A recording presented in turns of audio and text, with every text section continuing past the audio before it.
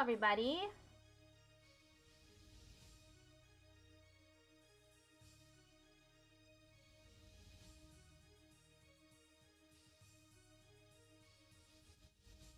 Oh, I forgot that there's no timer for steno streams.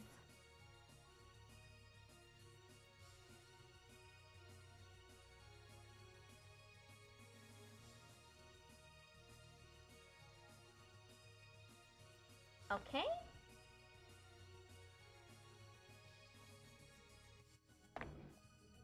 I haven't been practicing lately, so I'm gonna be slower than usual.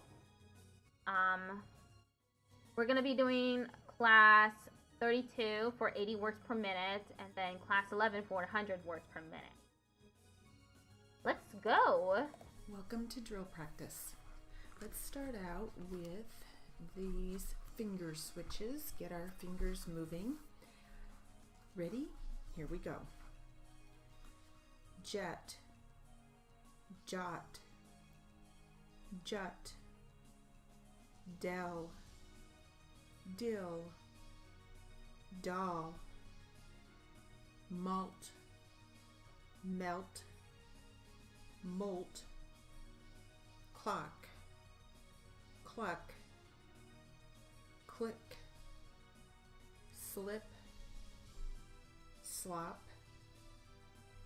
slap. Okay, that's it? That was pretty fast.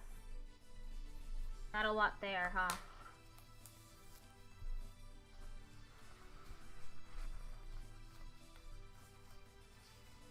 This next drill is focusing on joining words with and. So some practice really just with the word and. Okay. Ready? Here we go. Pen and ink. Light and dark. Back and forth. Nose and throat. Over and under. Red and green. Cars and trucks. Eyes and ears. Cats and dogs.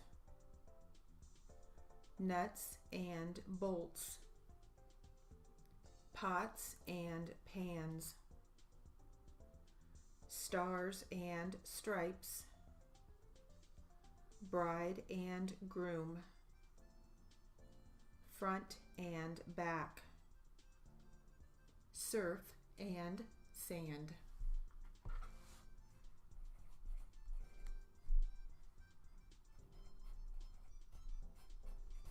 That was pretty too.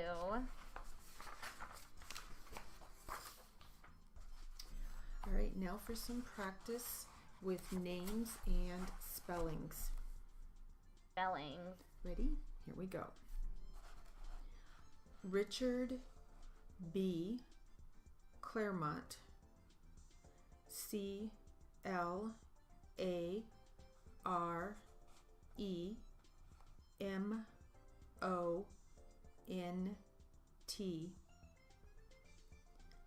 Mary L.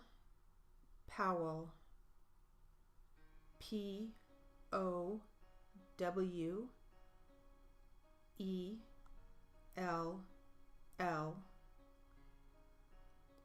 Thomas D. Judkin. J-U-D. K-I-N.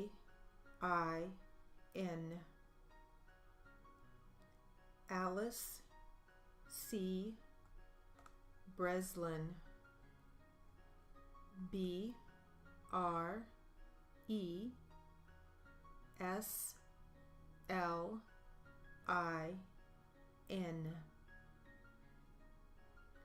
Joseph T. Fitzgerald. F. I. T. Z. G. E. R. L D. Pamela F. Osborne, O S B O R N E. Samuel D. Rutkin, R U T K I N. Bruce R. Newton, N E W T O N. Hannah A. Smith, S M I T H. John J. Neeson, N I E S E N. Peter S. Shields, S H I E L D S. Terry E. Richter, R I C H T E R. I didn't even know what I was listening to for that one. Richter. I only wrote Rit.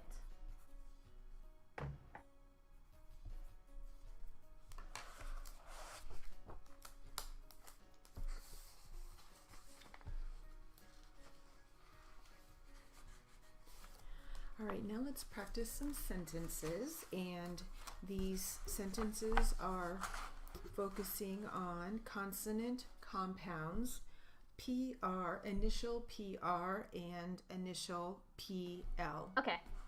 Ready? PRPL. Here we go. The prime factor is a proper base. Mr. Prell will press the issue. Sandy prefers to read good prose. Oh, don't we all? There is no place here for pride. They had the plaque to present. The problem is very plain. The plot of the play is very old. Please do not plead for me anymore. Plant the plum tree in the front yard. Have you proofread that play yet? Please pledge to listen to our preacher. You should plan to present the proof soon. Okay. Got time for one more drill.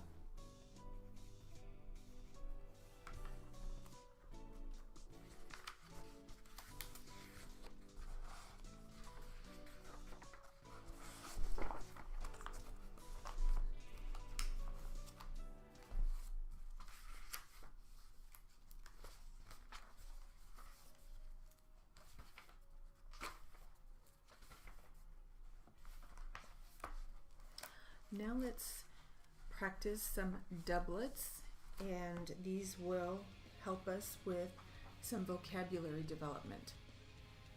Ready? Here we go. Modeling, agency, ice cream cone, cooking utensils, hair ornament, stock exchange, short duration, postage meter, seed catalog, leather belt, shop apron, energy conservation, knitting needles. That's it. Right, conservation.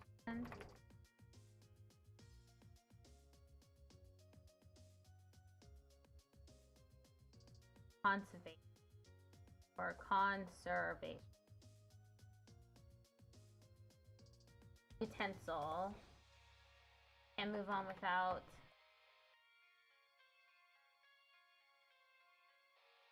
pencil. Okay.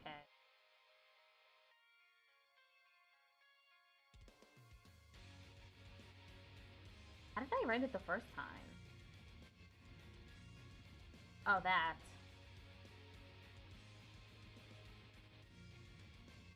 Anyway, move on to the next video. Jury charge and literary practice. Welcome to literary and jury charge practice. We'll start out, get warmed up with this narrative answer. Narrative answer. Here we go.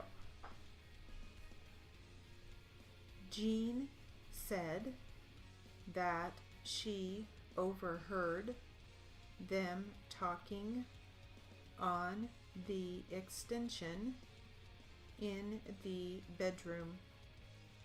Jean said that she did not walk by the bedroom just to spy on them, but to get a paper from her desk.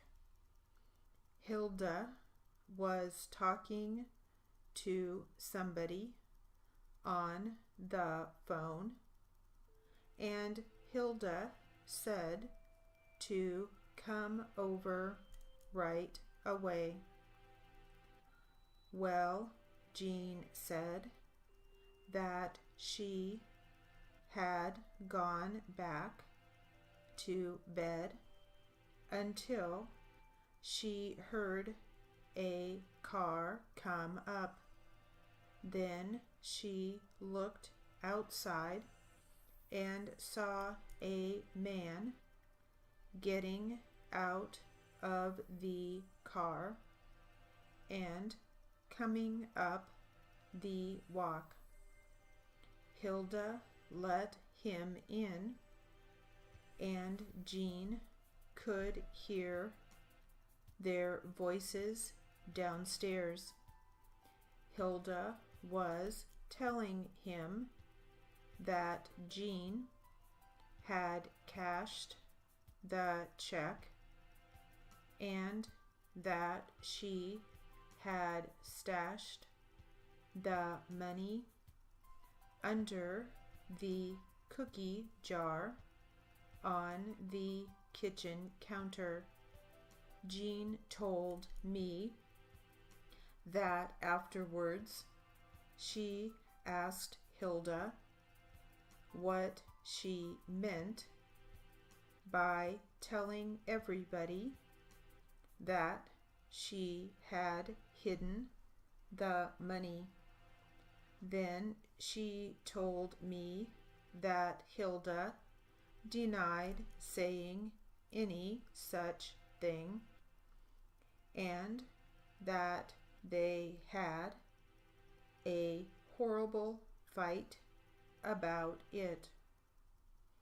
Hilda left in a huff and said that she was never coming back. Well, that story was nothing like what I heard from Peter.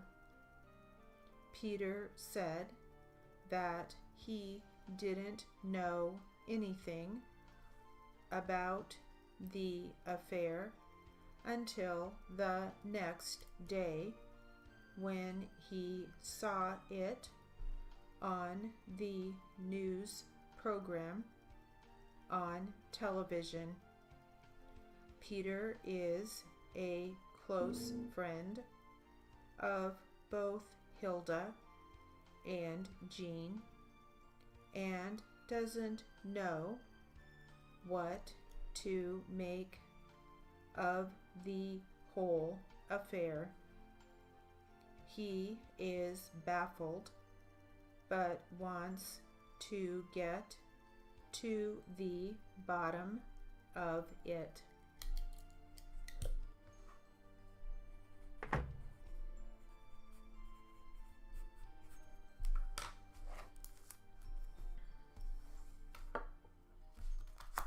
Okay, I should have been able to write overheard. Television. All right, now for some jury charge practice. Hevel. Jury charge practice. And this is, we'll finish up the jury charge we had started previously. Ready? Here we go. The evidence must establish the truth of the fact to a moral certainty, a certainty that convinces and directs the understanding and satisfies the reason and judgment of those who are bound to act conscientiously upon it.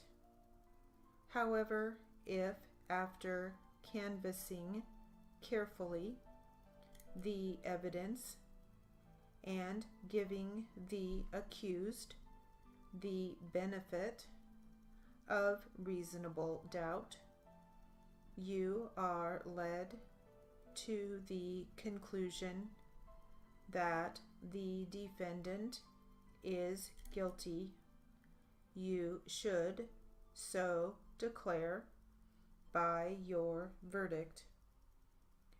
You will arrive at your verdict by applying these rules of law to the facts as you determine them to be. Conscientiously. How do I write that?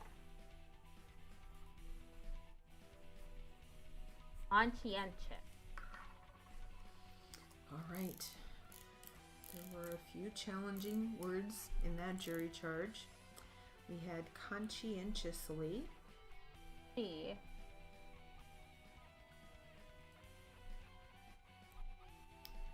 That one's tough to write. Erroneous. Erroneous. Yeah, I can write that one. It's just conscientiously. So 2 words to add to your list of challenging words possibly.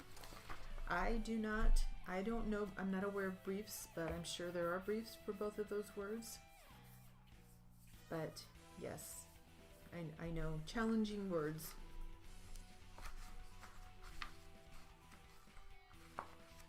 But definitely add those to your list of challenging words and words to practice.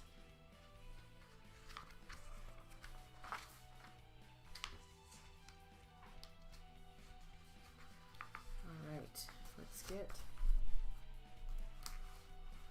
back to some literary material.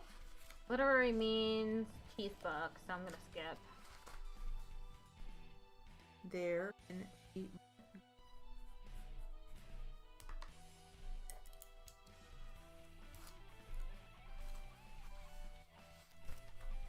You'd have to pay me to listen to the cheese book again. Alright, now let's try this technical answer. Technical answer. Here we go. Ready? Then we were to install cleanouts at the ends of all drain pipes.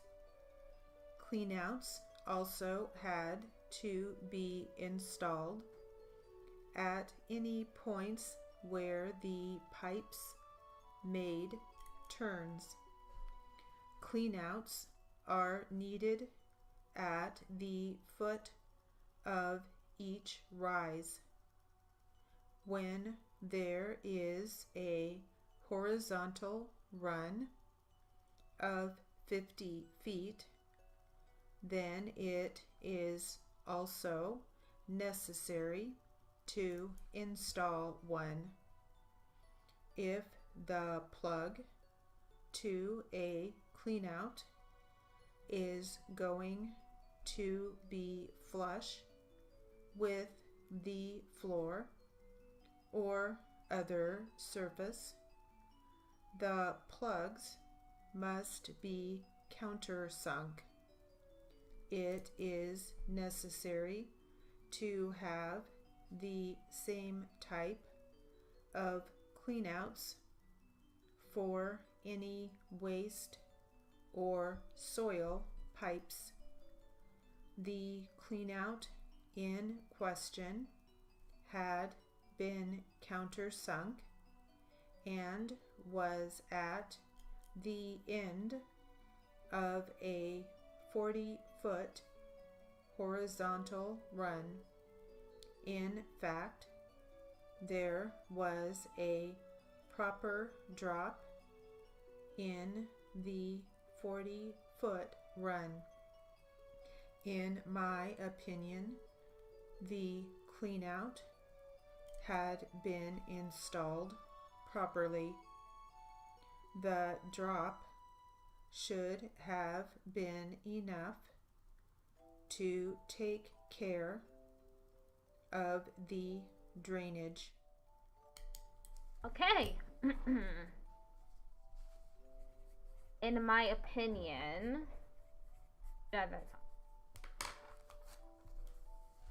there's a brief for that.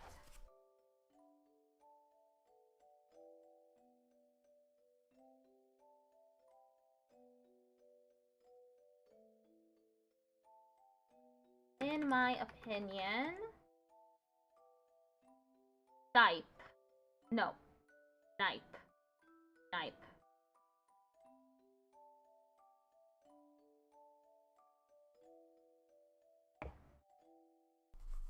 Knife. I feel like clean out is one word. Some jury charge, and this is a new jury charge. The subject is negligence. Ready? Here we go. Members of the jury, the trial of this case has reached a point where it becomes the duty of the court to instruct you upon the principles of law for your proper guidance in rendering your verdict. You are not to attempt to decide this case. You are only to answer the questions regardless of what the consequences may be to the parties involved. This case is being submitted to you upon a special verdict. In order for you to answer a question yes, you must be satisfied or convinced by the greater weight of the credible evidence that the answer should be yes. If you are not so satisfied or convinced, your answer to the question should then be no.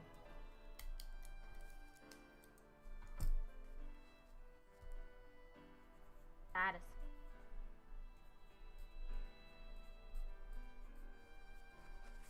Wait. Wait. Or wait.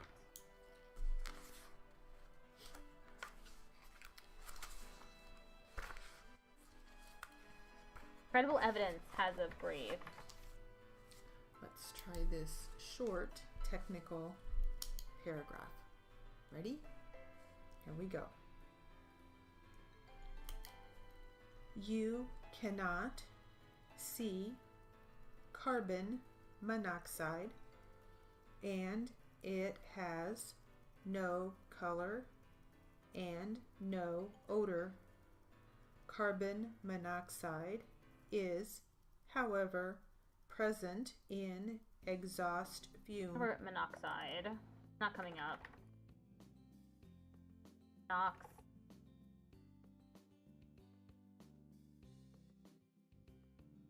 I have monox, not hide.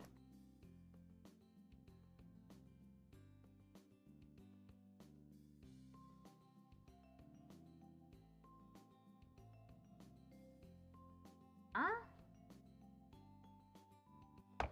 Okay, I guess I'll have to add it to my dictionary. So write out.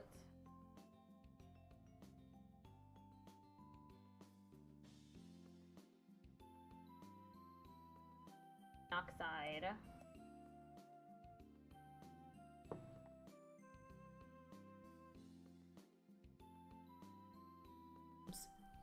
Never drive if you smell the exhaust.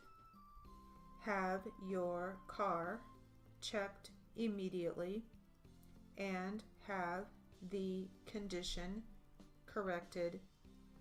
If you run the engine while you are stopped, open the windows and adjust the air system to draw outside air into the car. Never run the engine while you are in a confined space.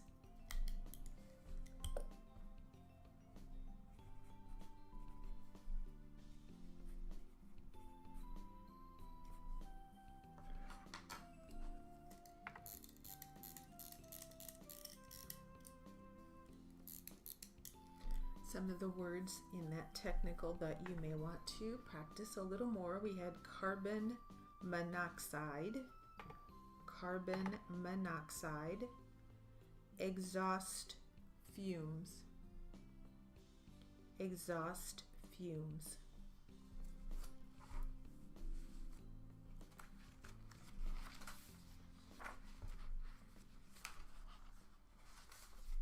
All right, let's get back to a little more jury charge practice. Jury charge, jury charge. And again, the subject of this jury charge is negligence. Negligent. Ready? Here we go. The law provides that a verdict in a civil case like this, agreed to by 5/6 or more of the jury shall be sufficient. Each answer made by you shall be agreed to by at least 10 of the jurors. If you can do so consistent with the duty each of you has as a juror, at least the same 10 jurors should concur in all the answers made. I ask you to be unanimous if you can, but if as to any question in the verdict your answer is not unanimous, then as to such answer the name of such dissenting juror or jurors should be written in the blank space at the foot of the verdict provided for that purpose. Okay. That was pretty easy. Unanimous. I thought I wouldn't be able to write that, but I did. Concur, though. Wonder how I wrote that. Maybe it was concur that I wrote. Yeah. Just this very short technical answer or technical paragraph, I'm sorry. And let me give you some of the words in here. Word. Combustible, pyrolytic, Combustible is not coming up.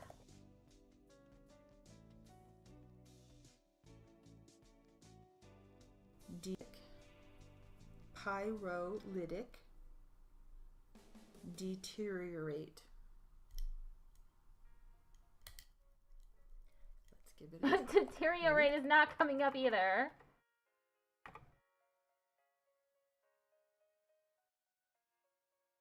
The way that I wrote that. Deteriorate. Okay, now I have it. When prolonged heating is aimed against something combustible, we call that pyrolytic action. Anything that will burn is combustible. Pyrolytic action begins to deteriorate that combustible material and cause charring.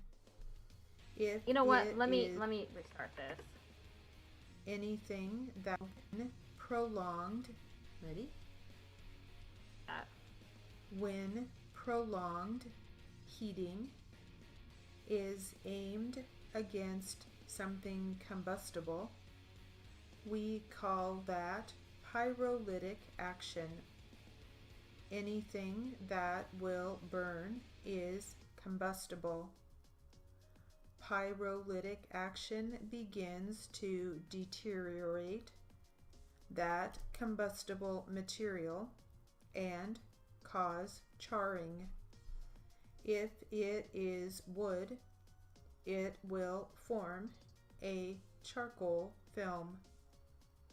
Over a long amount of time, the pyrolytic action will break down the tissue of that wood so that it will ignite at possibly as low as 100 degrees. Okay. After restarting that. And that will conclude. After restarting that, I did fine.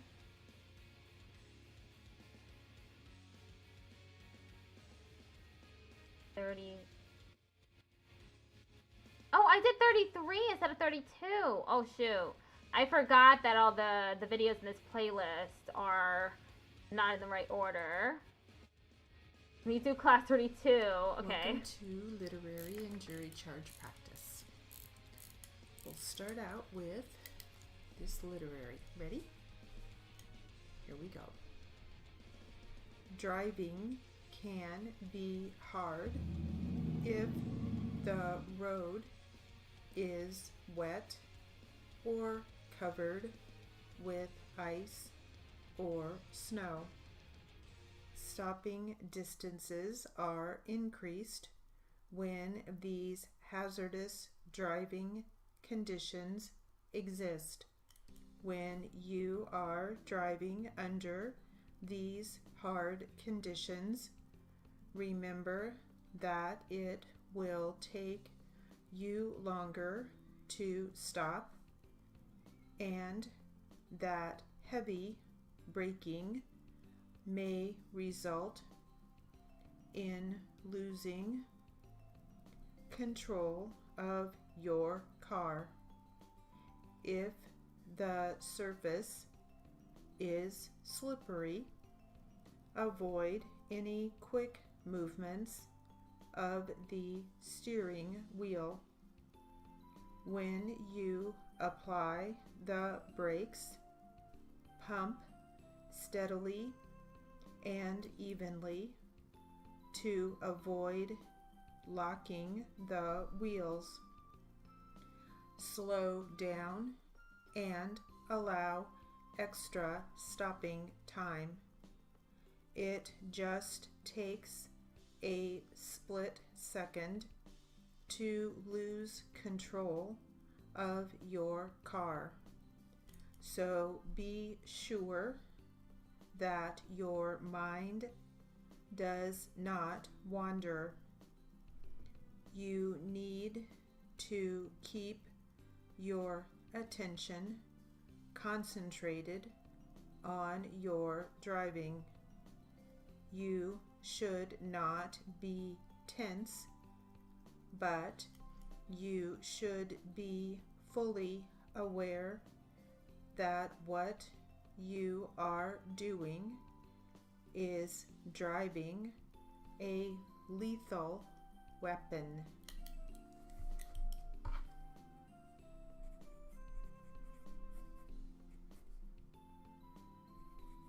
Efficient.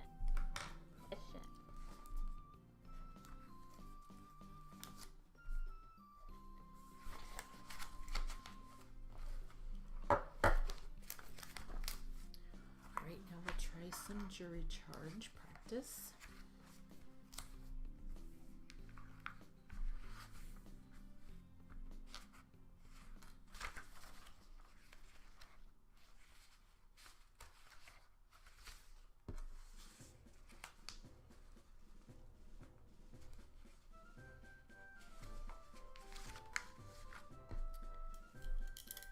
All right, ready? Here we go.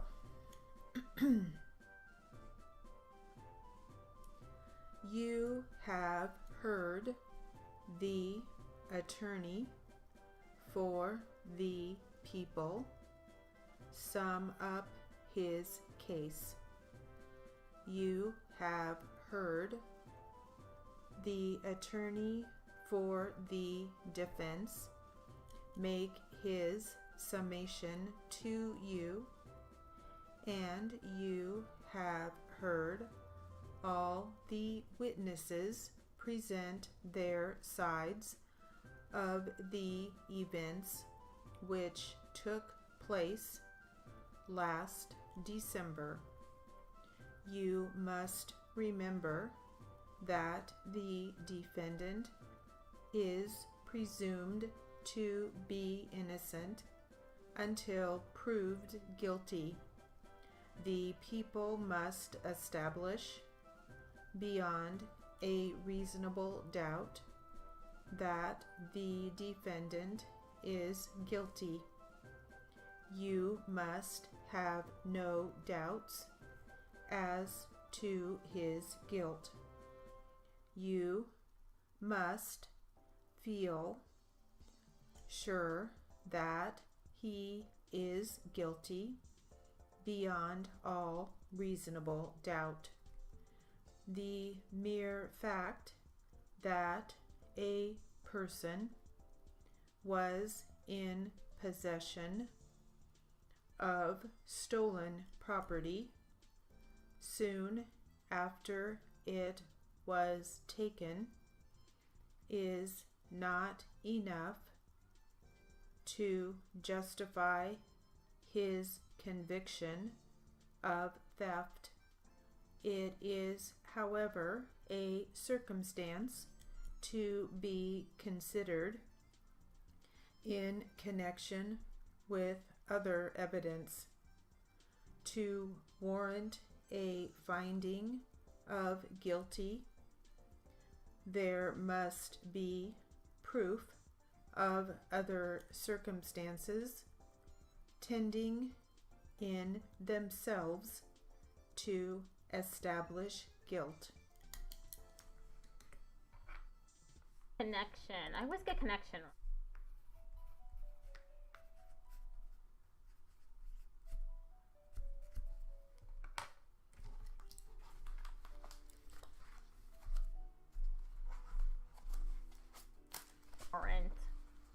Warrant.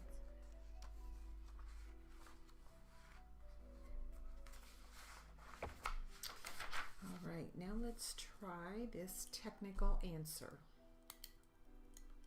Ready? Here we go. Most things expand as they get hotter and condense as they get colder. When things get hotter, the molecules speed up and move farther away from one another. When they get colder, the molecules slow down and move closer together. When water is heated, the molecules will speed up, moving very rapidly in the form of steam. However, when water is cooled, the molecules slow down but do not get as close together as in other substances.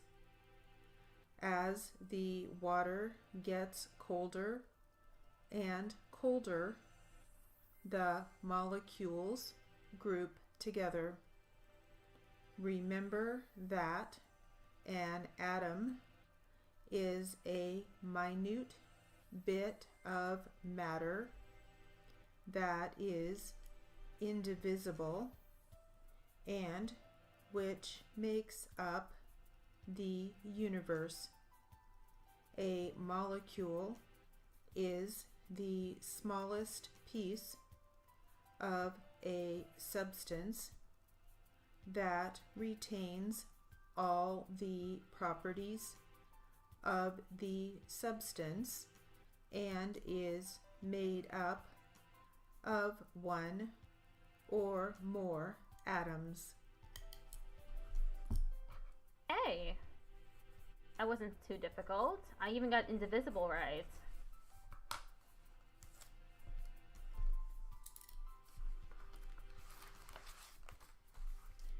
Let's get back to some jury charge practice.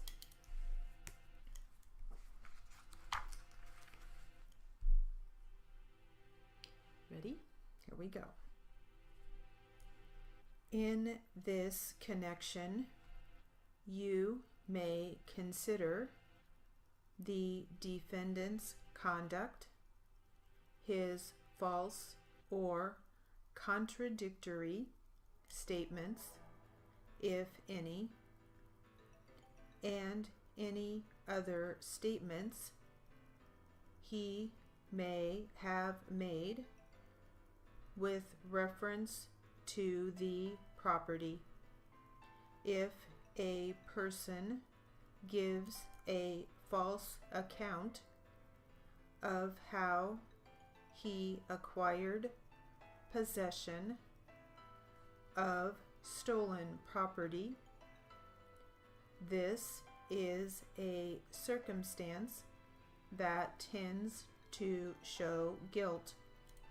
If he has a reasonable opportunity to show that his possession was honestly acquired, but refuses or fails to do so, this is a circumstance that tends to show his guilt.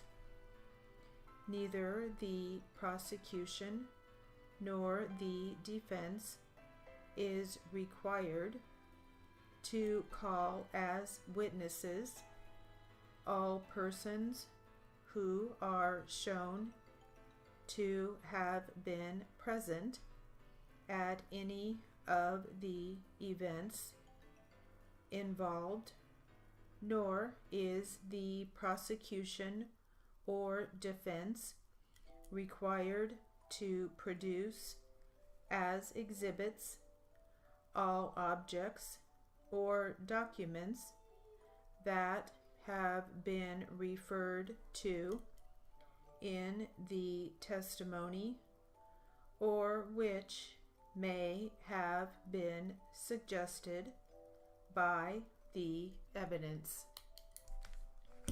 Okay.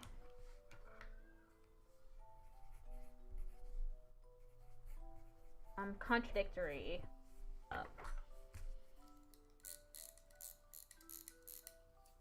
Contradictory. Right, let's see. What else do we have here for practice? I would hope you would know.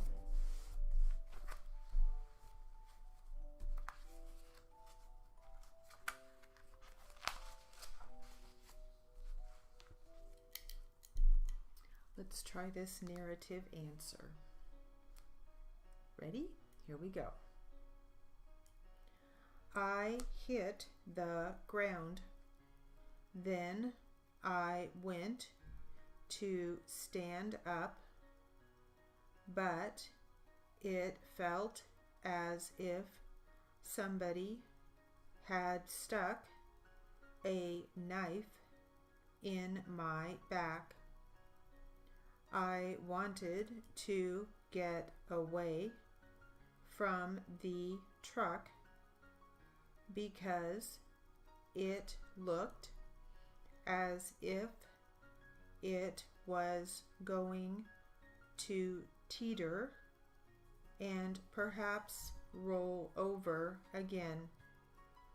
It was sitting on its side and it was kind of moving. It looked as if it was going to come over on me. So I walked away a little bit. Then I just sat down, and that is where I stayed. I just sat there looking up at the bed of the truck and waiting to be taken away. It wasn't too long until somebody got there. I was so relieved to see the rescue workers. I just knew that they were going to be able to prevent the truck from turning over on top of me. It was a very scary time for me. Sounds like it.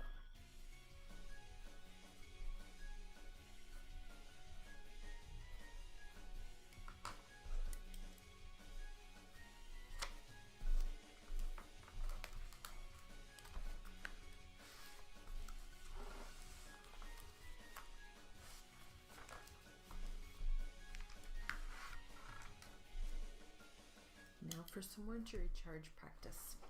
Or Ready? yes. Here we go. If the court or counsel makes any reference to matters of evidence which does not coincide with your own recollection, it is your recollection which should control during your deliberations. The verdict must represent the considered judgment of each juror. In other words, your verdict must be unanimous. It is your duty to consult with one another and to deliberate with a view to reaching an agreement. If you can do so without violence to individual judgment.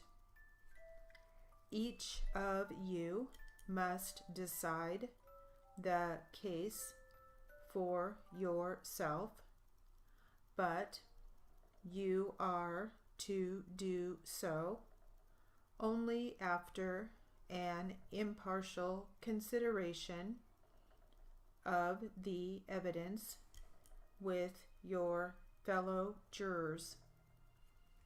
In the course of your deliberations, do not hesitate to re-examine your own views and change your opinion if you are convinced it is erroneous, but do not surrender your honest conviction as to the weight and effect of the evidence solely because of the opinion of other jurors or for the mere purpose of returning a verdict. Remember that you are not partisans. You are the impartial judges of the facts of this case, and your sole interest is to ascertain the truth from the evidence that has been presented here in court. ascertain.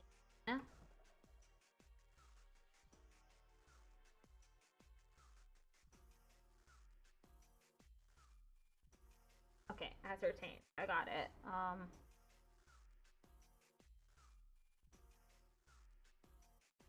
We're honest. What? I don't know.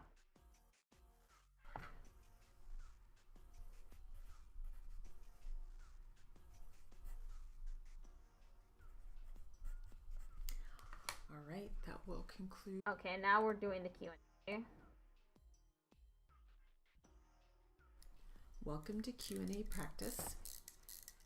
Let's start out with a short warm-up, and we will start with defense attorney. Ready? Here we go.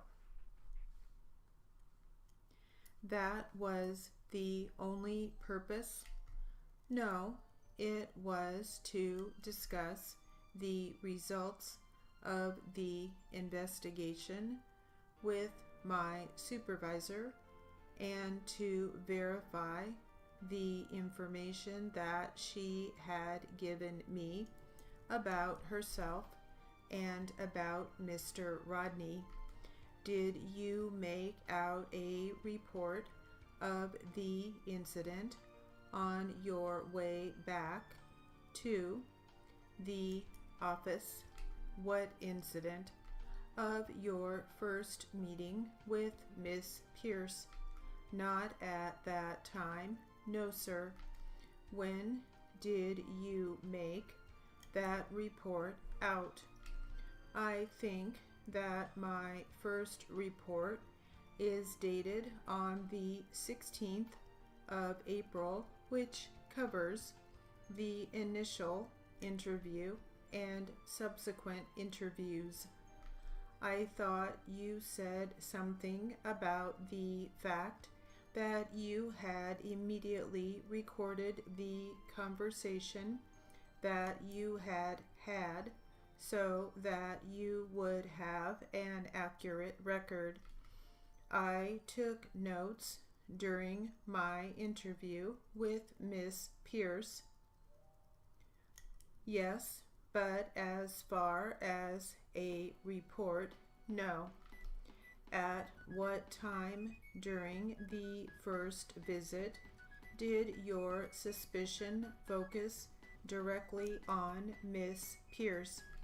Well, it focused on her for the first time when she admitted that it was she and not Rodney that had actually forged the check.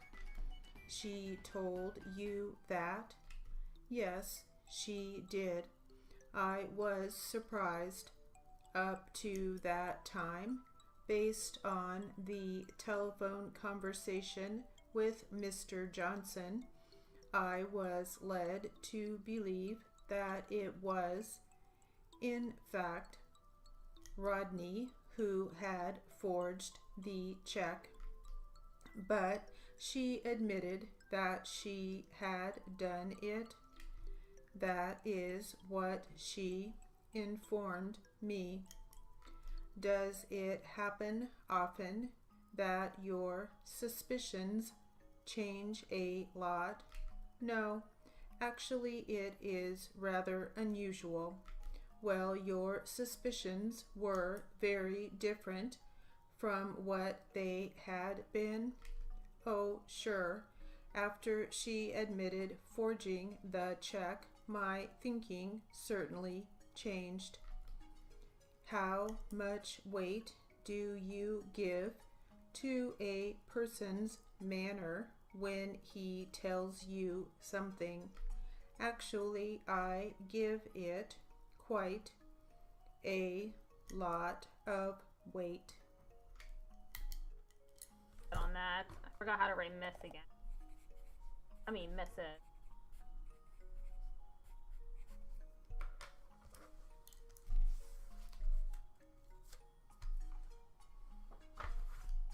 All right, now let's get back to our transcript.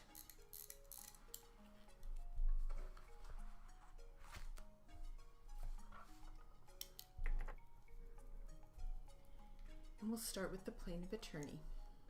Ready? Here we go. Good morning, Ms. Weston. Hi.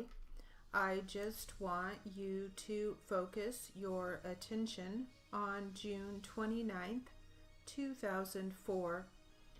On that date, you conducted a decoy operation at a 7-Eleven store, which is located at 641 South Main Avenue in Burbank, California? Yes. Did you use a minor decoy? Yes. And who was that decoy? Mike Collins. Were you working with anyone else? Yes. Who were you working with? Investigators Rios, Fox, and Davis.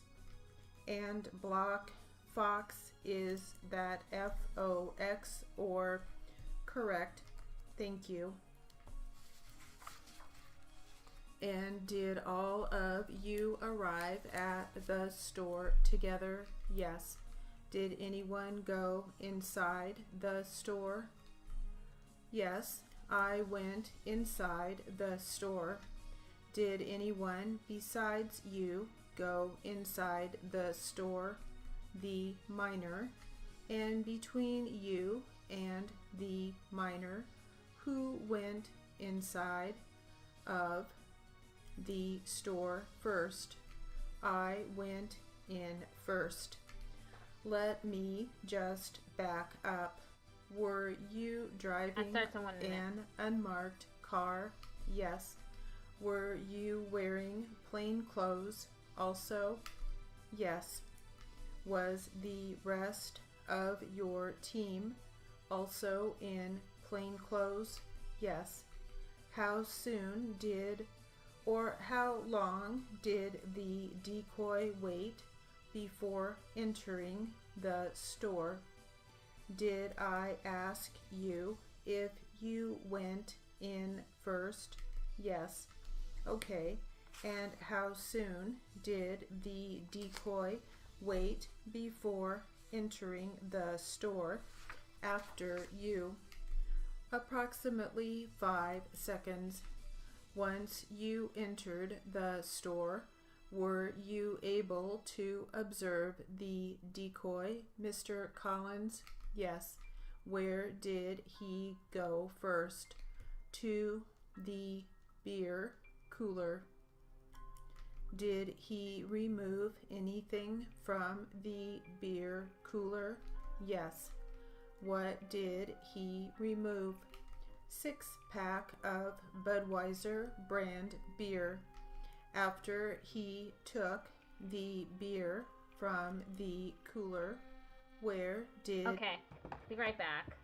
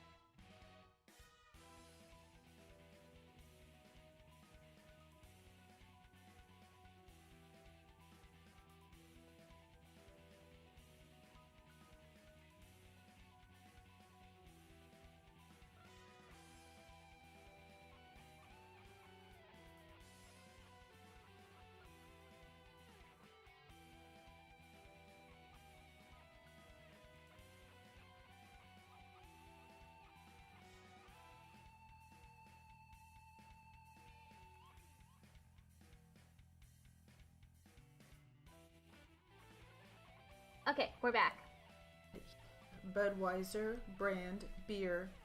After he took the beer from the cooler, where did he go? To the cash counter. Were you able to observe him at the cash counter? Yes. Was there a store clerk on duty at the counter where he went? Yes. Was it a male or a female clerk? Female. Did you at some point learn this clerk's name? Yes. What was her name? Carla Ramirez. Ramirez. As the decoy approached the counter, were there any other customers in line ahead of him? Yes. How many customers did you notice? 2. Did he wait his turn before he approached the counter? Yes. Did he place the beer on the counter? Yes. Where were you at this point? Directly behind him. How far away were you? Approximately, would you estimate in feet? Approximately 1 to 2 feet. I was directly behind him. Were you close enough to hear any communication between the clerk and the decoy? Yes. And you were able to observe as well? Yes. Did the store clerk ask Mr. Collins for any type of identification? No. Did she ask how old he was? No. Did she ask date of birth? No. Any questions at all regarding his age? No. Was the decoy able to pay for the beer? Yes. And you said she did not ask for identification? The clerk did not ask for identification. Did the decoy give her cash? Yes. Did he receive any change? Yes. What happened after the decoy received change? He took the beer and left the store. Was the beer placed in a bag? Yes. Did you also leave the store at that time after the decoy? Okay, and what happened outside the store? I met with the other investigators to let them know we had a violation. We got our sight book camera, went back in the store. All right, now. Okay, let's try this test. How do I write identification again before I do?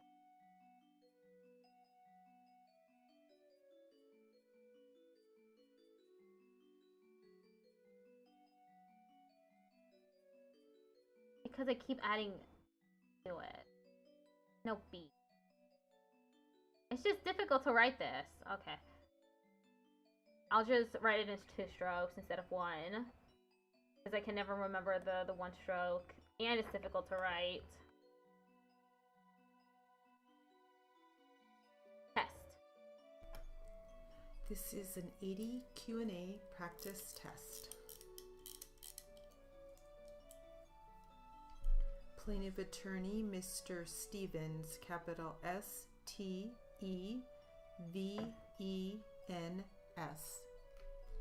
Defense Attorney Ms. MS period Randall, capital RANDALL. And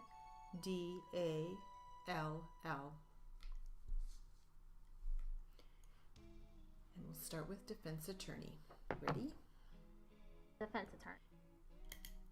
And there are just 3. Actually looks to me like the second one is crossed off. It's a Robert Beaudry. Yes. First one is Robert Beaudry. Second one is Roger Brett or something like that. Yes. But Mr. Avery is not on here, correct? He was not a scheduled appointment that day. No, he was not. Yet down below, she has written Steve Avery, right? Yes. And done next to it, right? Right. And in fact, in your records, you are aware that there's actually a photo that she took on that date of a Toyota Corolla from Mr. Avery. Are you aware of that? I wasn't certain of the vehicle. I did know she had an appointment on the 10th, but I wasn't sure of what the vehicle was. Okay, so that was an appointment that Mr. Avery apparently arranged privately with her rather than through your office, correct? It appears to be, yes. And the hustle shot document that you are referring to, let me zoom out first so the jury can see. These are forms that the photographers have that they fill out, or they may fill out if they are doing hustle shots. Yes. Privately arranged shots, right? Yes. In fact, it says at the top, private party photo log, right? Yes. I'm sorry, little hard to see. And in this, she has got Steve Avery's name. Yes. You recognize this to be her handwriting? Yes. Because you have seen it many times. And then she also says Steve Avery, $45 paid cash, right? That looks like the account number 45800. Okay, that's the account number. I'm sorry, just says paid cash, right? And it lists the 1994 Toyota Corolla make offer, and it has got a phone number, right? Yes. So would it be fair to say then that the records show Mr. Avery must have had some phone number for Sue in order to make this private arrangement with her on that date? Objection speculative, Judge. I'm going to sustain the objection. All right. This is an example of these hustle shots that are made privately between the photographer and the customer, right? Yes. And you know that does happen frequently with photographers, correct? Yes, it does.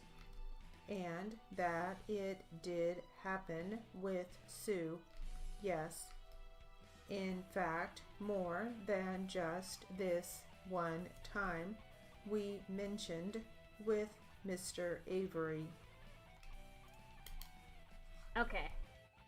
Did not do well on that. Toyota. I don't know how to write Toyota.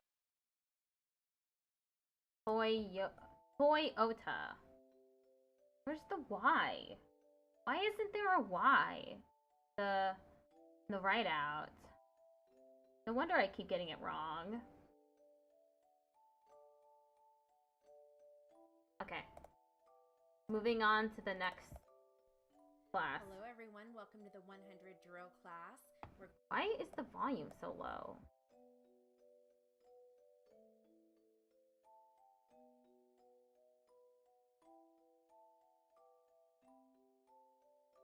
We're going to start off with some basic words to get our fingers going. Okay, ready?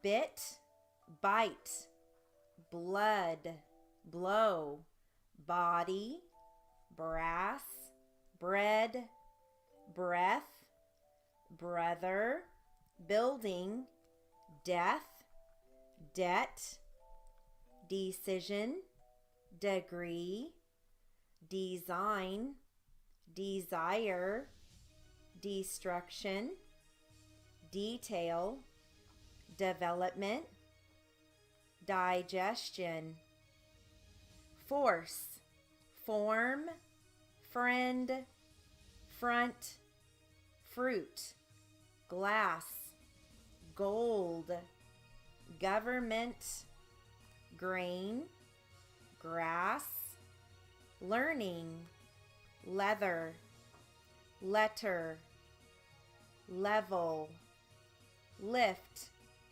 light, limit, linen, liquid, and list.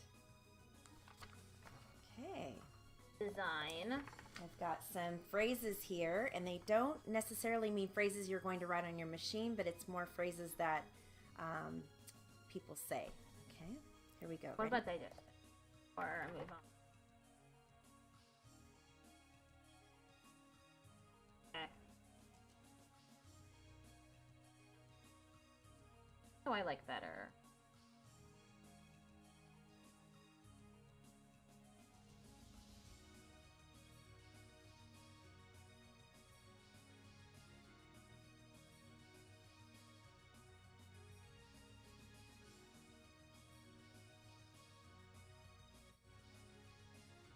None of them. Near the car, a few good men. In the country, it seemed too good. Below the water, it's hard to open. Keep it up. In the beginning, the light in your eyes. We got together. We saw the food. It's my life. We started the fire. Run for miles. Do it often. It's time to eat. A second later. Talk to my father. Sing your song. My family. Watch the game. A very important person. So far, so good. The dark night. I like being on the team. A few children. Watch the river. He started to cry. Leave it to me. the first day of school. Okay, so I've got some frequently used words, and they are in a paragraph form.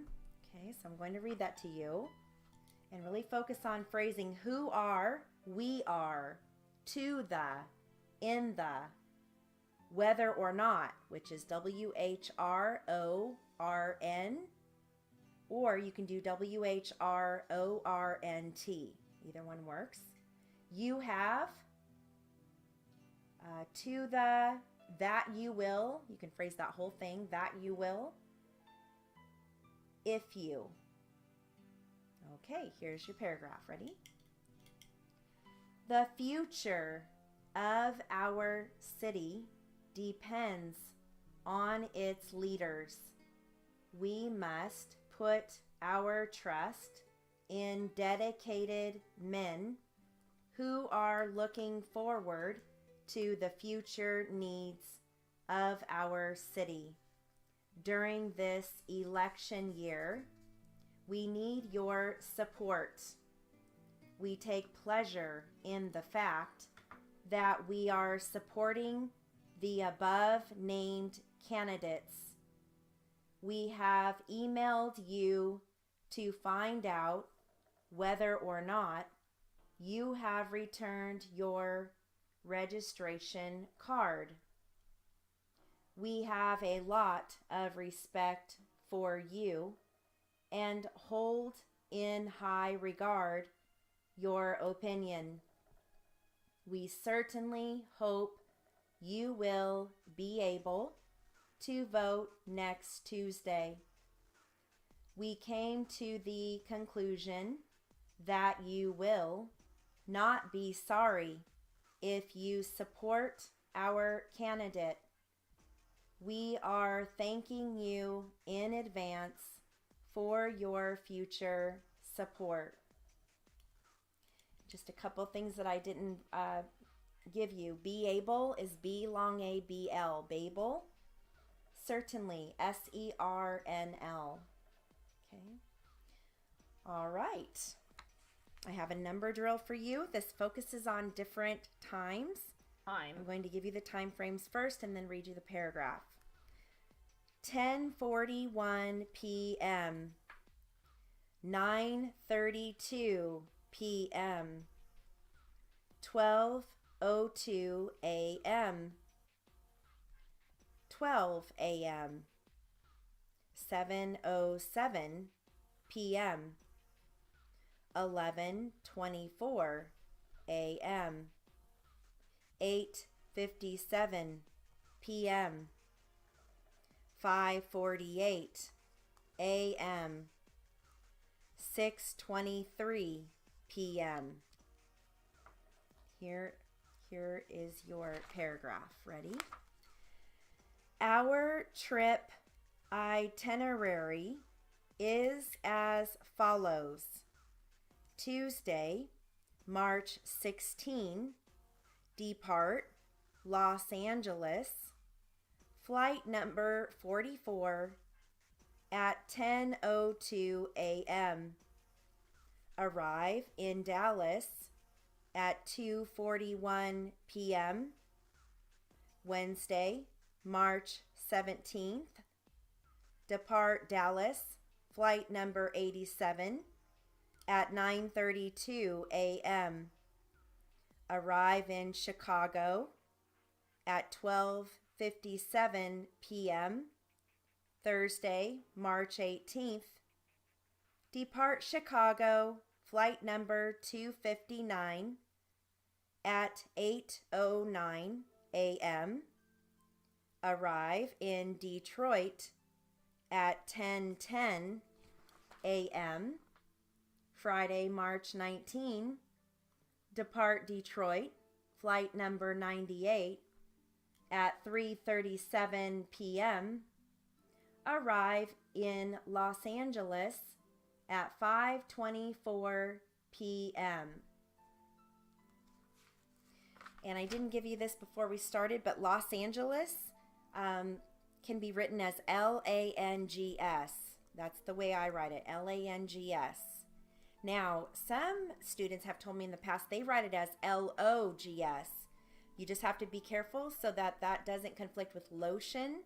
But lotion really is written with a long O, so it shouldn't be a problem. But I like to write it as LANGS for Los Angeles. Okay, I've got another drill for you. This is the shush drill, which we're going to use the final RBS, shush words. Let me give you the words. Anxious. Okay, and that's 2 strokes. Anxious. Delicious. Now, delicious can be squeezed into 1 stroke. DLISHS, delicious. Cautious, KAUSHS. Judicious, J long U, come back for DISHS. Conscious, KON, come back for SHS, that's 2 strokes. Malicious, MA, come back for LISHS. Ambitious, AM, come back for BISHS. Pernicious, that means harmful. PER, come back for NISHS. Obnoxious, that is going to be 3 strokes. OB, come back for NOK, come back for SHS. Gracious, Obnoxious. I'm not. 1 stroke, come back for SHS. Gracious, 1 stroke, GR, long A, SHS. SHS. Obnoxious, that is going to be 3 strokes. OB, come back for NOK, come back for SHS. Gracious, 1 stroke, GR, long A, SHS. Fictitious, FIK, come back for TISHS. And then the last one is fallacious, which means like false information. FAL, come back for long A, SHS. Fallacious. All right, here are your sentences. Ready? We are anxious to start college in the fall. Are you anxious to turn 21? The boy was not fully conscious after the accident. My cousin is obnoxious. The boy was not fully conscious after the accident.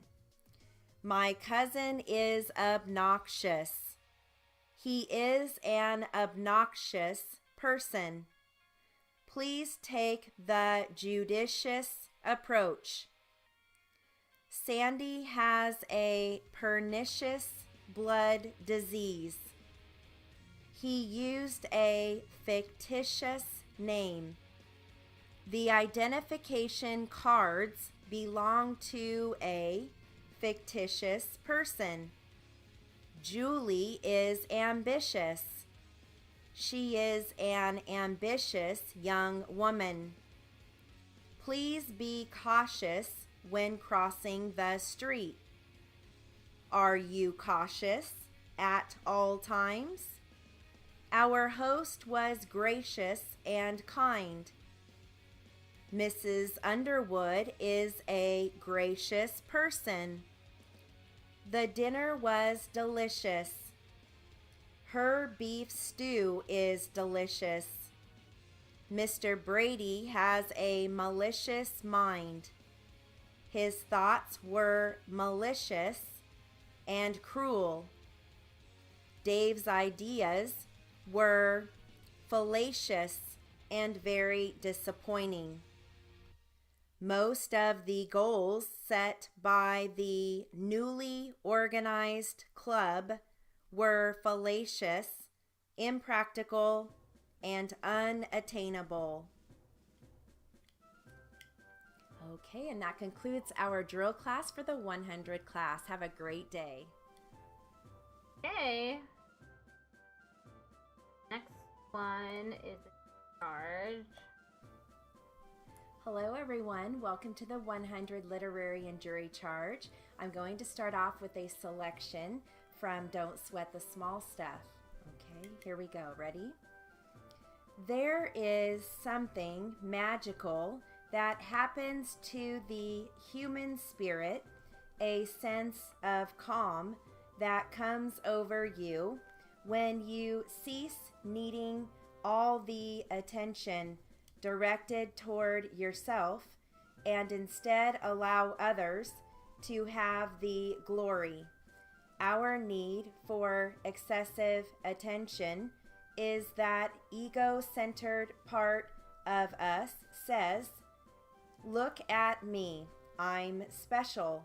My story is more important than yours." It's that voice inside of us that may not come right out and say it, but that wants to believe that my accomplishments are slightly more important than yours. The ego is that part of us that wants to be seen, heard, respected, considered special, often at the expense of someone else. It's the part of us that interrupts someone else's story or impatiently waits his turn to speak so that he can bring the conversation and attention back to himself. To varying degrees, most of us engage in this habit, much to our own detriment. When you immediately dive in and bring the conversation back toward you, you can subtly minimize the joy that person has in sharing, and in doing so, create distance between yourself and others. Everyone loses. The next time someone tells you a story or shares an accomplishment with you, notice your tendency to say something about yourself in response. Although it's a difficult habit to break, it's not only enjoyable, but actually peaceful to have the quiet confidence to be able to surrender your need for attention and instead share in the joy of someone else's glory, rather than jumping right in and saying, "Once I did the same thing," or "Guess what I did today." Bite your tongue and notice what happens. Just say, "That's wonderful," or "Please tell me more," and leave it at that. The person you are speaking to will have so much more fun, and because you are so much more present, because you are listening so carefully, he or she won't feel in competition with you. The result will be that the person will feel more relaxed around you, making him or her more confident as well as more interesting. You too will feel more relaxed because you won't be on the edge of your seat waiting your turn. Obviously, there are many times when it's absolutely appropriate to exchange experience back and forth and to share in the glory and attention rather than giving it all away. I'm referring here to the compulsive need to grab it from others. Ironically, when you surrender your need to hog the glory, the attention you used to need from other people is replaced by a quiet inner confidence that is derived from letting others have it. I keep writing confidence wrong. Confidence and confidence.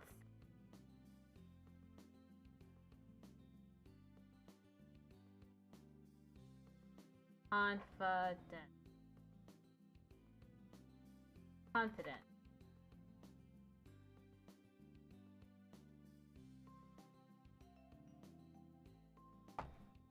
That's Okay. I've got some legal terms along with a legal paragraph. Legal term. You're going to hear testament, disposed, holographic, handwritten, Testament.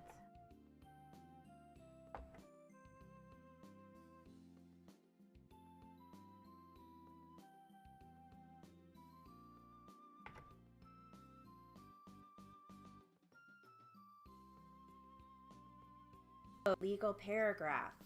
You're going to hear testament, disposed, holographic, handwritten, addition, testate, verification, certification, executed, attestation, non-cupative. All right, here is your paragraph. The hell? Holographic. How to write hollow? Okay. All right, here we go. Paragraph. Before a person dies, he can state in a last will and testament how he wants his property disposed of after his death. A non-cupative will is an oral will. A holographic will is a handwritten will. If a person dies without leaving, a holographic will is a handwritten will. If a person dies without leaving a will, then that person is said to have died intestate. A person who leaves a will has died testate. A change or addition to a will is called a codicil. The verification or certificate or certification appearing at the end of the will, alleging that the will has been properly executed, is referred to as the attestation clause.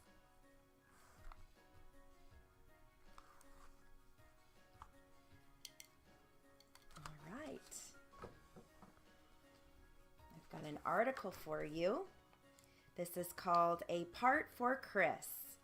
He was born with a big handicap, but he had two things going for him: a loving family and a lot of heart. Here we go. Ready? Why can't disabled people When just matter Marion because they Burke matter? discovered Why is it always she gotta be was about the family too? When Marion Burke discovered she was pregnant again at 39, there seemed no reason for anything but rejoicing. Her husband, Frank, was a New York City police lieutenant. Their teenagers, Ellen and Annie, and their 11-year-old son, J.R., were such all-American kids that they got jobs as child actors and models. But a few hours after the birth in August 1985, Marion's longtime pediatrician stood at her bedside with an expression Marion had never seen before. "Your son is going to be a little different," he said. The words cut through Marion and Frank like a knife. They held hands tightly as the doctor went on. Christopher would be handicapped. He would probably never be able to read, and he might not even be able to feed himself.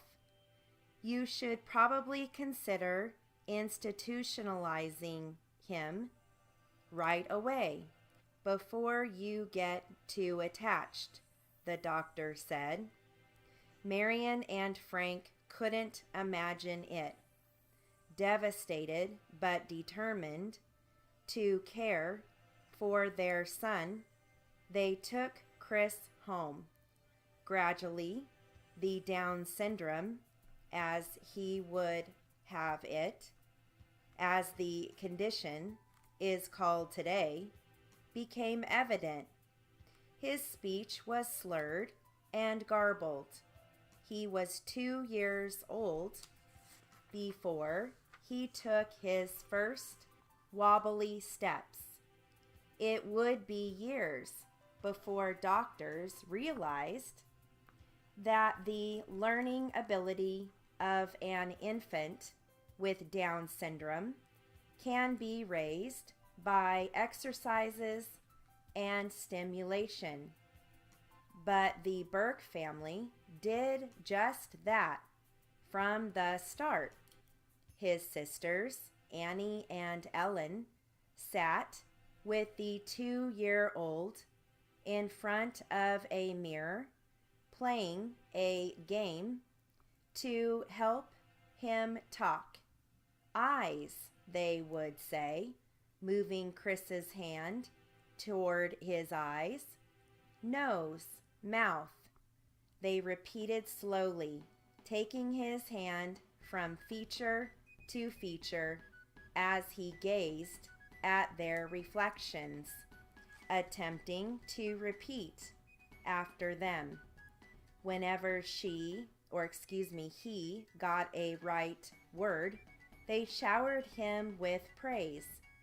The more applause he got, the happier he became.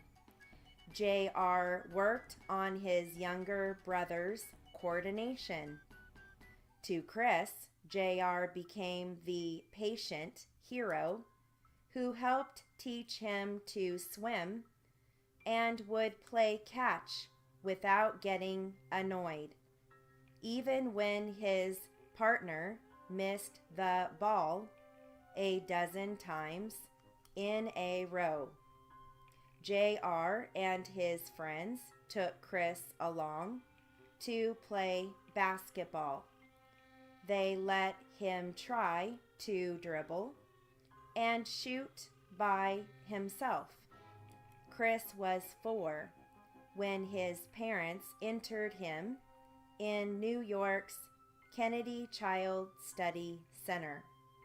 One morning, he astonished his mother by bringing her a box of Cheerios and saying, "Look, here's my name," then picking out the letters CHRIS. Although he made steady progress in reading, math gave him more trouble. When J.R. tried fruitlessly to teach him the intricacies of money and making change, Chris sighed and, taking a line from Popeye, said, "I am what I am, J.R." Then one afternoon, when Chris was 8 years old, he found a decade-old box of glossy professional photographs taken of J.R. and Ellen and Annie when they were child actors in television commercials.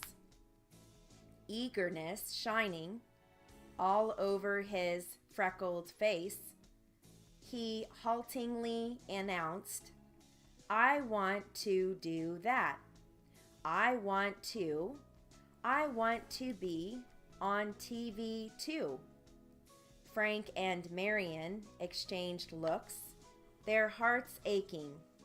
It was against their nature to tell Chris he couldn't do something, and yet it would be wrong to let him build up false hopes.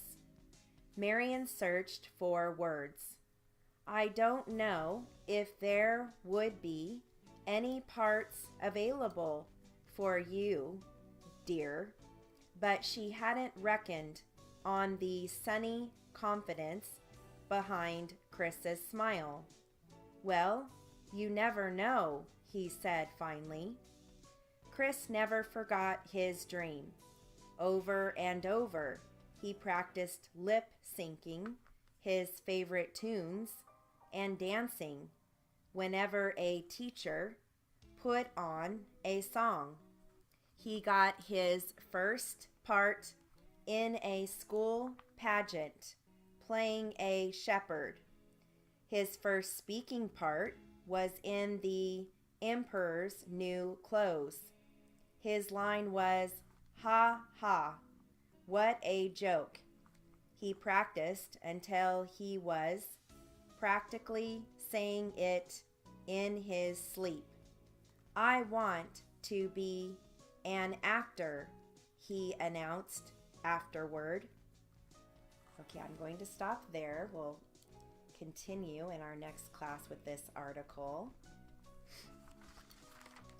I'm going to give you some closing arguments. Okay. All right, here we go. Council has made a big point about Mr. Meso being a working electrician. He is no more a working electrician than Mrs. Neer is. He kept his union card for 20 years because he gets benefits from keeping it. He hasn't worked as an electrician for 20 years. He gets on the stand and, under his attorney's prompting, says, really, what I wanted to do was become a journeyman electrician. That is really what I wanted to do. Garbage. He is making $89,000 a year. He no more wants to be a journeyman electrician working in the field at 54 years of age than any rational person would want who happened to have his work history, and yet that has been added up there. He just arbitrarily took some numbers and said, now multiply by some years, and my God, we come up with $1 million easy. There is one other little point. Who says he would work 40 hours a week, 12 months a year? There has been a slowdown in the industry around here, unless you have got your own business, and there is no testimony that they work full time all the year around. But Mr. Roseman, he has got his chart made up. All right, I may be boring you. It has been a long trial, and there have been a lot of things said. I am not trying to duck any issues. What I am suggesting to you in plain old English is that this lawsuit has been deliberately and intentionally built Just that simple. You know, I am not much of a diplomat. I say what I think. And I think there is plenty of evidence in this record to substantiate this. And yet, they want the lady to be responsible for it. We are interested in justice here. That is really what we are here for, justice, whatever that little thing means. Mr. Meso is entitled to justice, but, ladies and gentlemen, that lady is just as much entitled to justice as anybody in this courtroom. It hasn't been pleasant for her sitting through all of this, listening to this. There is nothing wrong with him that came from this accident. Nothing. Okay, it's time to move on to the Q&A. Hello everyone, welcome to the 100 Q&A practice. We're going to start off with plaintiff attorney questioning, and I have a word list for you. You can write these words a few times just to kind of get your fingers going. We've got seepage, sediment, reservoir, conveyor, and conglomerate. And conglomerate is just something that's Sediment?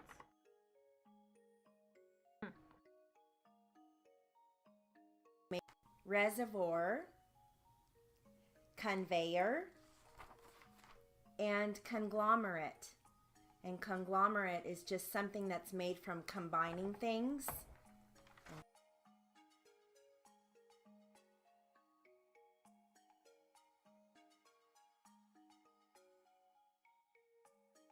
Yeah, I am spelling reservoir right. Wait, reservoir. There's an R there. There.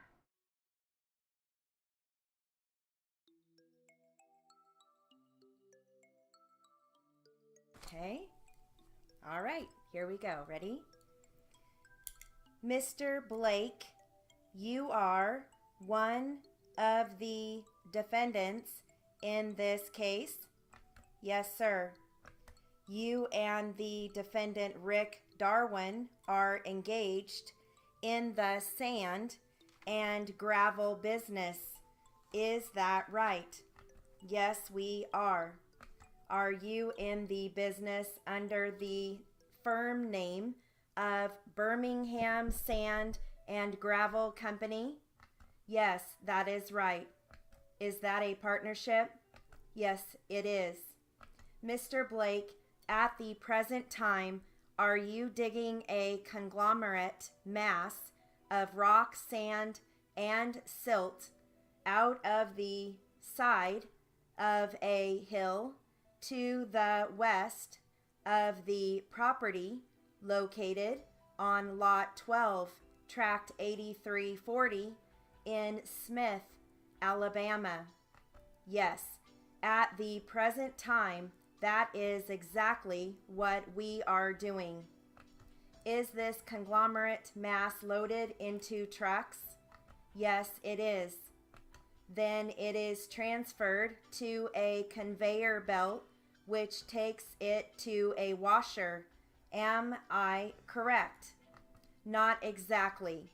The conveyor belt carries the material to a screening plant.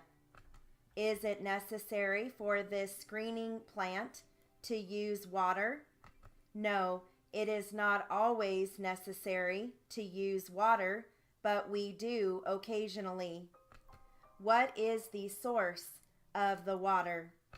There are 2 wells on our property which are northwest of the plant.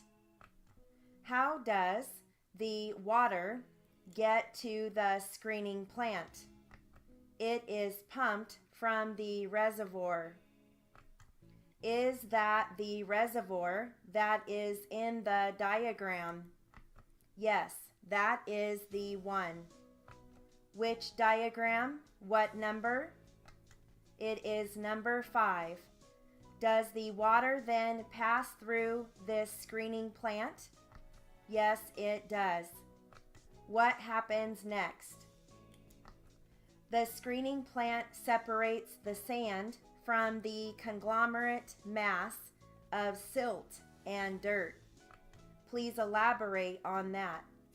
When the material reaches our screening plant, it is then separated in 5 different sizes and dropped on various conveyor belts and taken away in the sizes that we desire. How many sizes are there? 5 different sizes. What is the final size?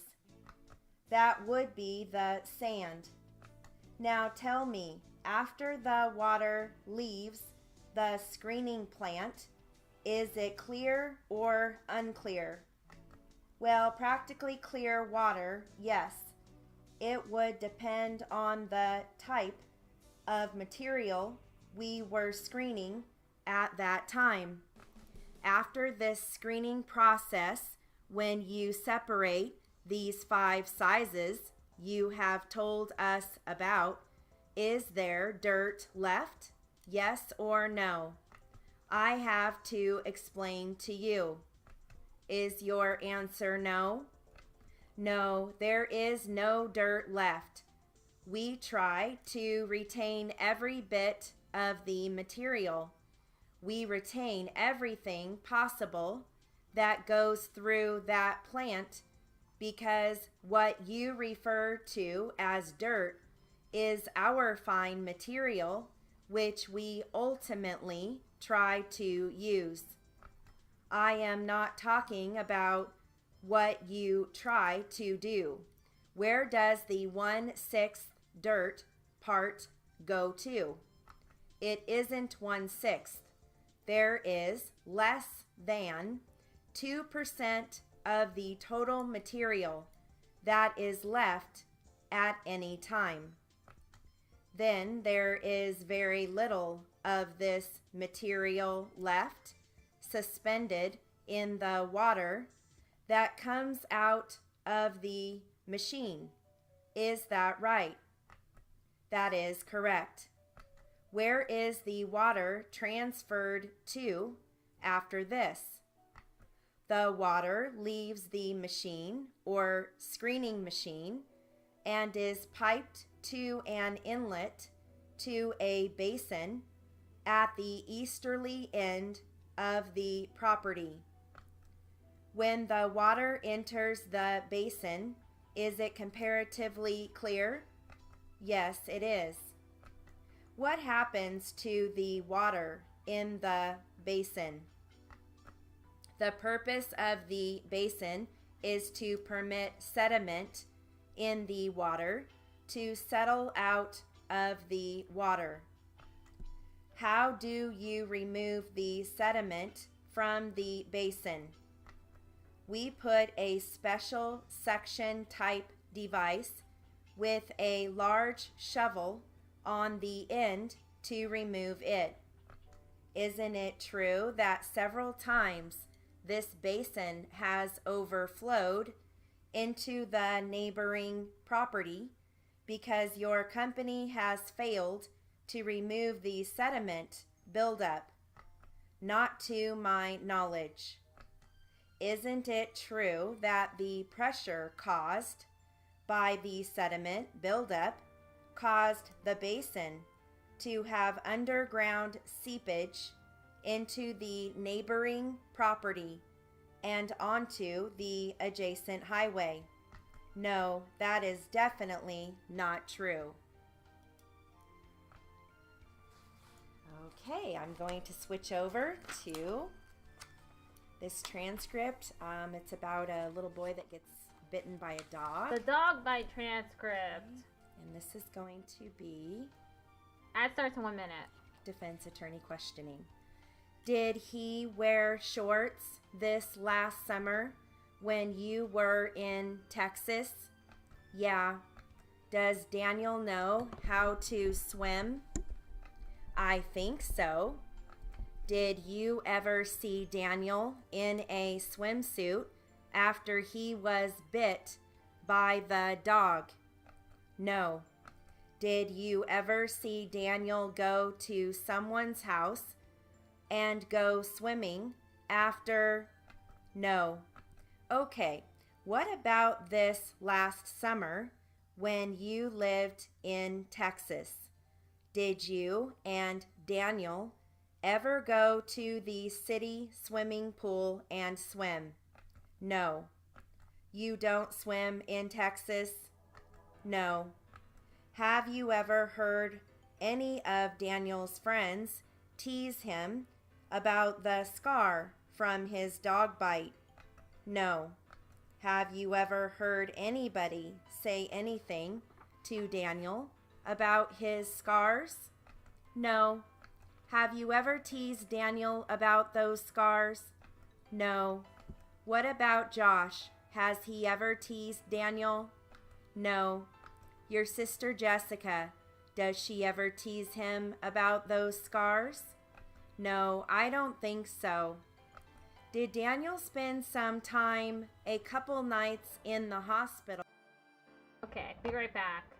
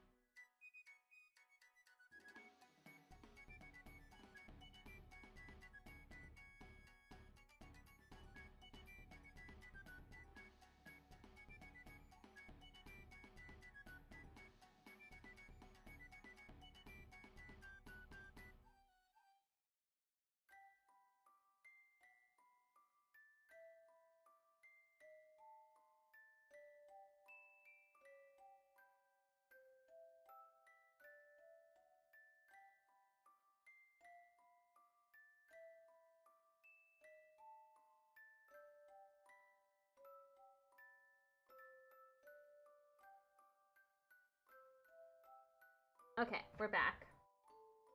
Him about those scars? No, I don't think so. Did Daniel spend some time, a couple nights in the hospital? Yes. After the dog bite? Yeah. Do you know why? No. Did someone tell you why? No. When Daniel had to spend a few nights in the hospital after the dog bite, how did you feel? I was okay. You were okay with that? Yeah. Do you know Mandy's last name? No. I know it starts with a V. With a V, like Victor? Yes. What is Rick's last name? I don't know. Does he have the same last name as his mom? Yes. How old is Rick? I don't know. I think he is either 10 or 11. Is he in the same grade you were? No. Was he in the same grade as Daniel? I don't know. Did you ever have any bad dreams after Daniel was bit? No. What about Josh? Do you know if Josh had any bad dreams? No. Do you know or Josh didn't have any? I don't know. Was Josh afraid of dogs after your brother got bit? Yeah. For how long? I don't know. Which dog was Josh afraid of? All dogs except for our dogs. Was Josh ever afraid of your dogs? I don't know. Do you like school? It's okay. The dog that ran at Daniel, did you ever see him loose and out running around before? No. What about the other dog that was with the dog that ran at Daniel? Did you ever see that one out running loose before? No. Had you been down there by... Let me start again. When you first saw the dog that ran at your brother, this was a couple minutes before he ran at your brother, okay? Uh-huh. Did you know where that dog came from? No. Did you know if it came from down the street, one of your neighbors? No. Did the people at the end of the road have a... Why don't we take a break now? Yes, that would be good. Okay, and that concludes our practice for the one. Okay. We're moving on to the test, and then I'm going to end stream. Hello, everyone. Welcome to the 100 Q&A test. Plaintiff attorney is Mr. Dunn, D-U-N-N. Defense attorney is Mr. Bradley, B-R-A-D-L-E-Y. Again, Mr. Dunn is plaintiff attorney, D-U-N-N. And defense is Mr. Bradley, B-R-A-D-L-E-Y. Okay, and this is going to start off with plaintiff attorney. Plaintiff. And they were talking to each other in Spanish, right? Yes. How long was it that Officer Williams spoke to Ms. Jackson? I don't recall. Give me your best estimate as to how long they spent together. I don't recall because I wasn't standing right next to them for the duration of their conversation. Okay, so after they were talking, you went around and did some other things at the accident scene? Yes, I did. Have you ever asked Officer Williams how long he spent with her? No. Her being Ms. Jackson? No. Make sure you let him finish before you answer. Asked Officer Williams how long he spent with her? No. Her being Ms. Jackson? No. Make sure you let him finish before you answer. I guess and you were the one who was primarily responsible for the investigation of this accident? Correct. Yes, I was. You were the primary investigating officer to prepare the report? Yes, that is correct. All right, and you were then relying on Officer Williams to prepare the statement of Ms. Jackson, correct? That is correct. Did you in any way prepare any kind of a statement for Ms. Jackson of what she told you? No, I didn't. Do you know what he means by statement? I mean, did you prepare any kind of a writing where you attached to the report or any other writing saying this is what Ms. Jackson told me? No, I didn't. Other than you going up to her and asking her if she was the driver, do you have any other memory as you sit here of speaking to her in any other way? No, I don't. Now, one of the things that you relied upon Officer Williams to do was to ask the kind of the standard questions that you folks ask people that are involved in accidents, correct? Correct.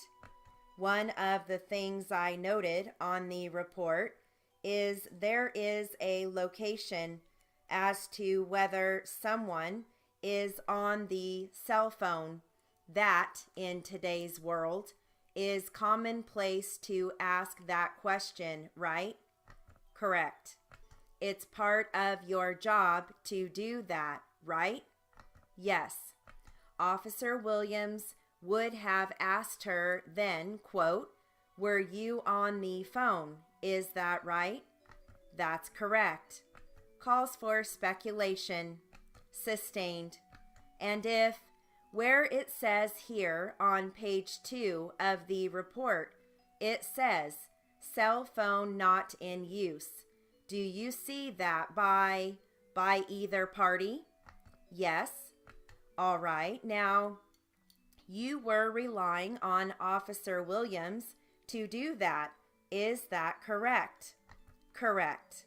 And having checked no for Ms. Jackson, that gives you an indication that she would have said, I was not on the phone, correct? Correct.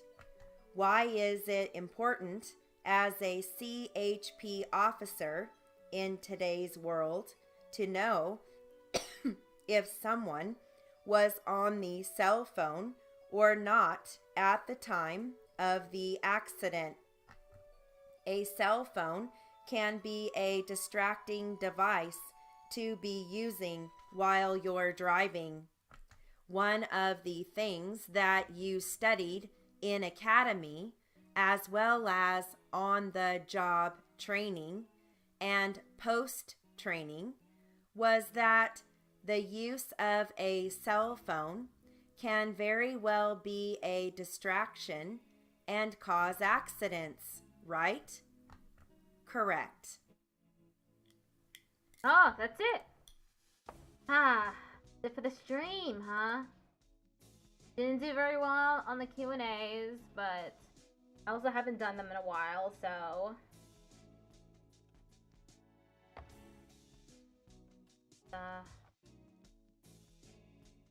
do away with the browser. Going to raid on...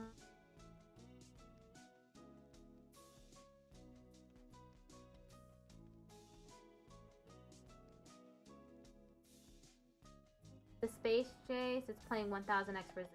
Really good game. They're on BRB right now. They've been at it for 3 hours so far. I'll go ahead and raid them. We're gonna get hit with an ad break though.